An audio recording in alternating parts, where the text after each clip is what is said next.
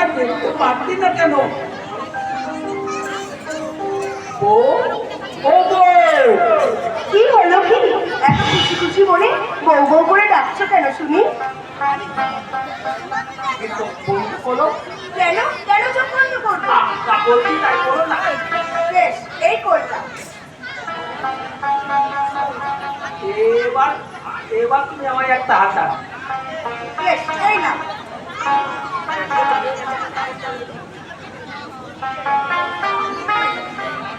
না না, এই হাতটা নয়, এই হাতটা। এই আমি হাত বাড়িয়ে দিলাম। কিনা বড্ড ছেলে মানুষ। কি করলে তুমি?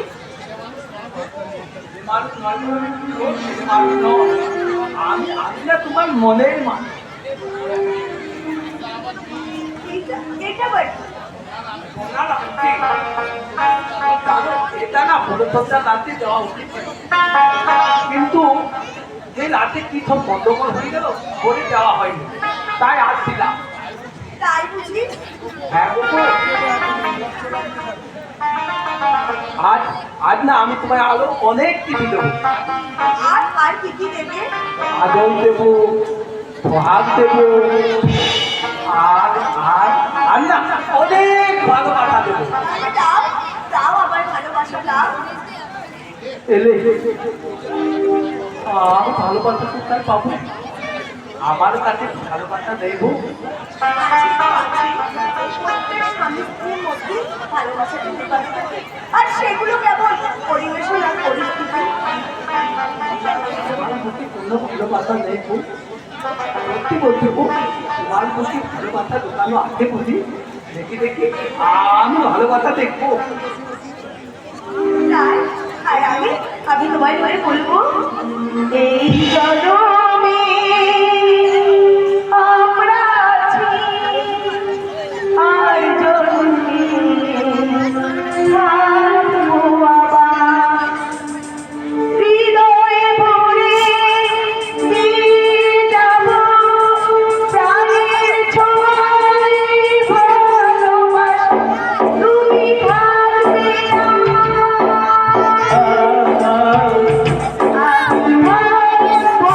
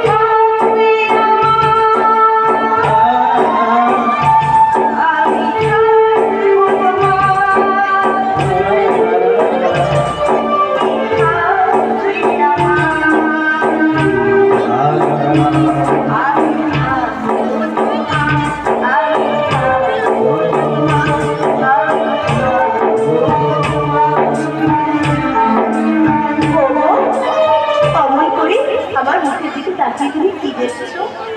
তোমার সেই তুমি কত সুন্দরী তাই না বোন? জানো না, প্রত্যেক স্ত্রী তার স্বামীর অনুরাগের রঙে রাঙা হয়ে সুন্দরী হয়ে ওঠে গো। সব ভুলে গেছি। কি ভুলে গেছো তুমি? দাদা তোমার কাগজের সাথে তোমার নামটা লিখে দিতে বলেছে। তোমার নামটা লিখে দাও। না বন্ধুমণি না, এই কাগজে তুমি সই করবে না। ওরে কিসের কাগজ কাগজটা?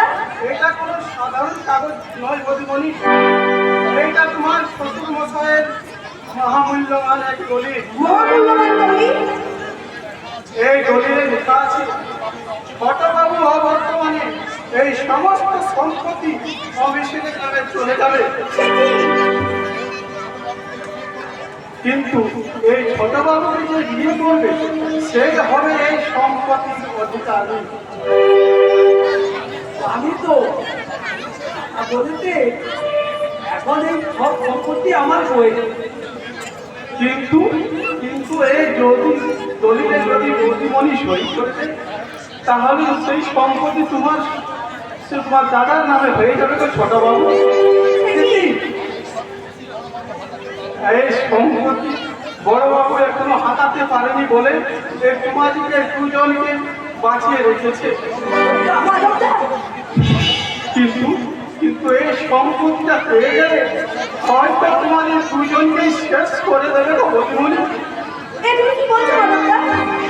ঠিকই বলছি গো বৌদিমণি, বড় বাবুর স্বরূপটা তো আমি ভালোভাবে জানি, কিন্তু ওর সামনে এই কথা কথা বলো, আমি ছোট বাবুকে বাঁচিয়ে রাখতে চাইবো বৌদিমণি।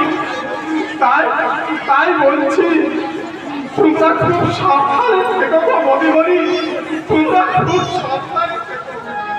মাধবদা, এসব আমি কি শুনছি বলো, কি শুনছি? তোমার কি সম্পত্তি? না এই সম্পত্তি আমি কাউকে দেবো না। কাউকে না, কাউকে না। এবার আমি বুঝেছি কেন ওই হারাম টাকা দাদাটা আমাকে ওই আংটিটা তোমাকে পরিয়ে দিতে বলেছিল। তোমার দাদা দিয়েছে আংটিটা? হ্যাঁ, আর বলছিল ওই সাথে ভালো ভালো কথা বলবি, আদর ভাত দেবার কথা বলবি। থামো, তোমাকে আমি কতবার বলেছি যে ওই লোকটার কোনো কথা তুমি শুনবে না, যা বলবে তুমি আমাকে এসে বলবে। দাদা করতে বারণ করেছিল, আর এই কাগজটাতে সই করে দিলে বলেছিল তোমাকে একটা সোনার হার দেবে। হ্যাঁ দেবো তো। তোর বউয়ের জন্য শুধু সোনার হার নয় ভাই, তোর জন্য আমি ভালো ভালো পোশাক কিনে দেবো। হ্যাঁ রে, ওই কাগজে সই করে দিচ্ছিস তো? বলে দিয়ে আমার এত টাকা সম্পত্তি তুমি নিতে নিতে পারবে না। আমার বউ বলে দিতে এই দলিলে সই করবে না, করবে না, করবে না। ও, তাহলে শয়তানি বউটাই তোর কানে ফুসমন্তর দিয়েছে, তাই না? এই হারামটা দেখেছি এই চুলের মধ্যে ধরে এই বাড়ি থেকে না হারিয়েছে না। তারাটা আপনি পারবেন না, কারণ এ বাড়িতে থাকার পাকাপাকি বন্দোবস্ত দেখেছেন আমার হাতের শাখা, সিঁদুর আর এই সম্পত্তির উত্তরাধিকারী। আর এই সম্পত্তি যখন উত্তরাধিকারী হতে পেরেছি, তখন আপনি কেন কারো ক্ষমতা নেই আমাকে এই বাড়ি থেকে তাড়িয়ে দেওয়া। ঠাকুর ঠাকুর না না না না, আপনাকে ঠাকুর বলছি কেন? আপনি তো একটা পাক্কা অসুর। আমি অসুর, এবং কত বড় অসুর আর প্রমাণ তো তুমি আগে দিয়েছো। এবার আরো পাবে, দেখো এবার কি তোকে আজ ধরে একটা কাজ করতে পারলি না, জীবন ভর শুধু পয়সা না দিয়ে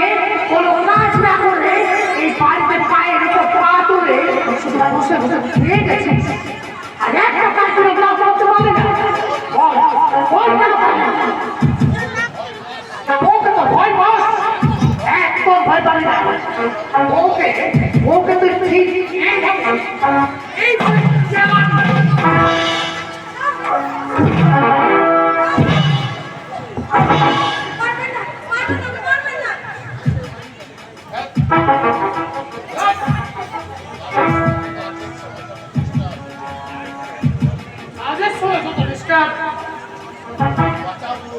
হ্যালো কে বলছেন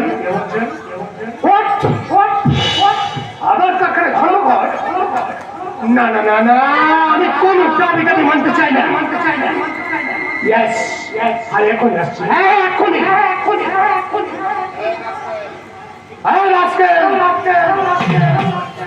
তোকে আমি 1 ঘন্টা সময় দিয়ে গেলাম 1 ঘন্টার মধ্যে যদি তুই তোর বউকে নিয়ে এই তলির কাছে একটা সই করিয়ে না রেখেছিস তাহলে তোদের দুটোকে আমি এই বাড়িতে স্যান্টল চালিয়ে দেবো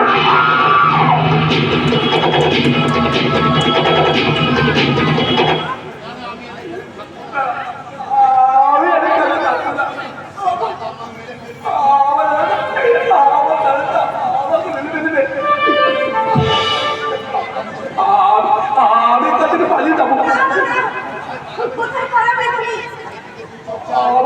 আমার থেকে আমি সেদিকে পালাবো তুমি পালাও বলেছি ওই তো তোমাকে দাঁড়িয়ে পড়ে তুমি পালাবো আমি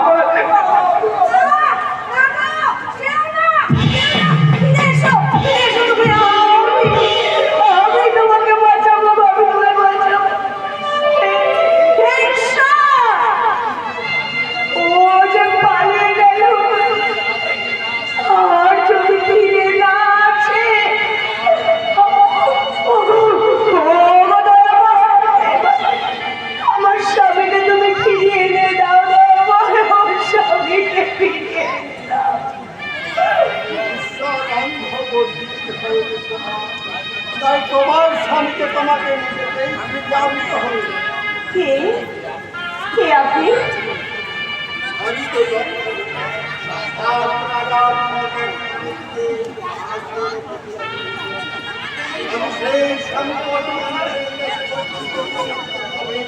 তবেই তো আমার ছুটি পাবো কোথায় কোথায় আপনার 7 রাজার ধন এক মালিক?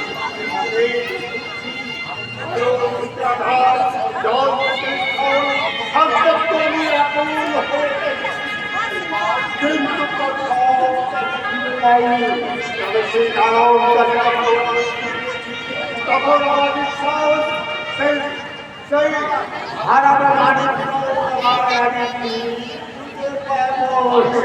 কোথায় সেই দাঁড়ো?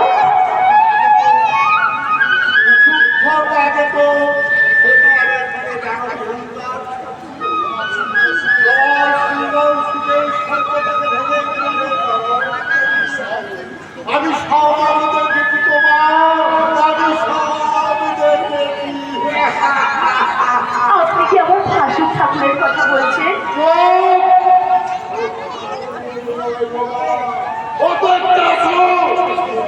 কি বললেন?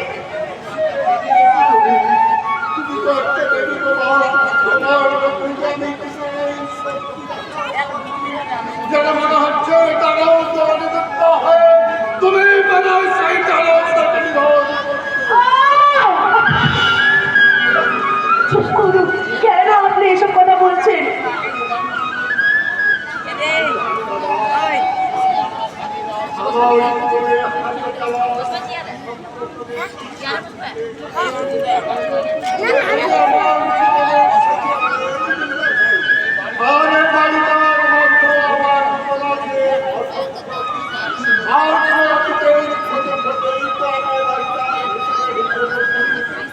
আপনি কে বাবা?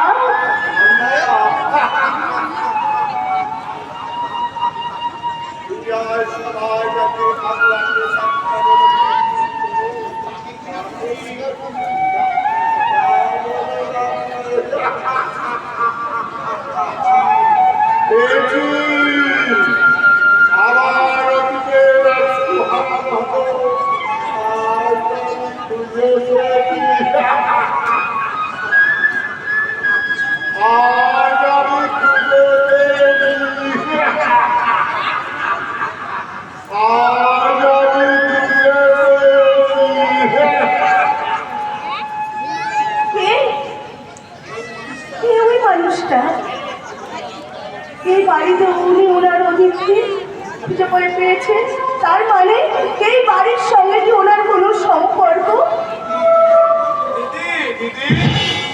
শুভ ভাই, তুই এসেছিস? ভাই এসেছিস? দাদা, মা, বাবা, দাদা, বৌদি সবাই কেমন আছেন? বল না রে ভাই, বল না। সবাই ভালো আছে রে দিদি, কিন্তু তুই কেমন আছিস দিদি? আমি আমি ভালো নেই রে ভাই, আমার যে কপালটা পুড়ে গেছে ভাই। বলিস কি রে দিদি? এখানে জানিস আমাদের ভয়ঙ্কর বিপদ রে ভাই, ভয়ঙ্কর বিপদ। আমার ভাসুর শয়তান আমার শ্বশুরের সম্পত্তি নিয়ে তাকে খুন করে তাকে গায়েব করে দিয়েছে। তুই বলিস কি রে দিদি? আমার স্বামীকে ওরা মেরে ফেলছে ভাই।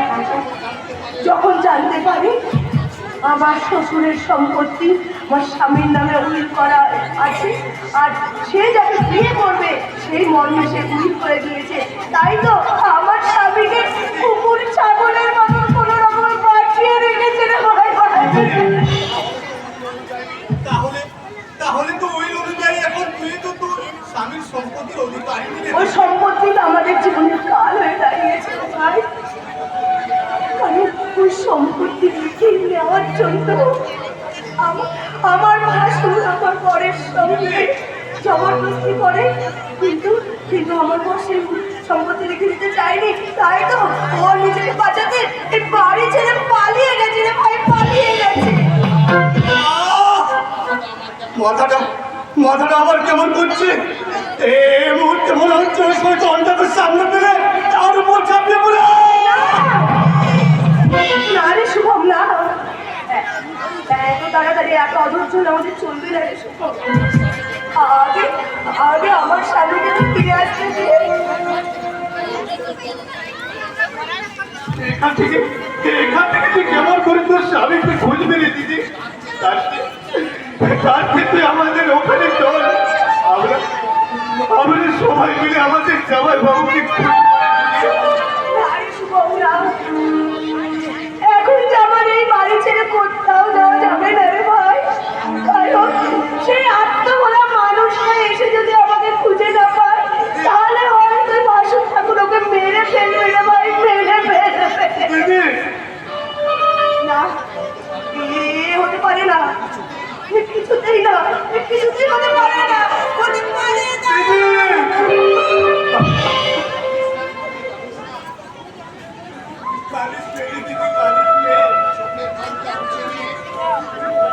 চোখের জলটা মুছে দিয়ে এবার সত্য হওয়ার চেষ্টা করবে দিদি। দিদি রে, যার কাছে কেউ নেই রে দিদি, তার কাছে সর্বশক্তিমান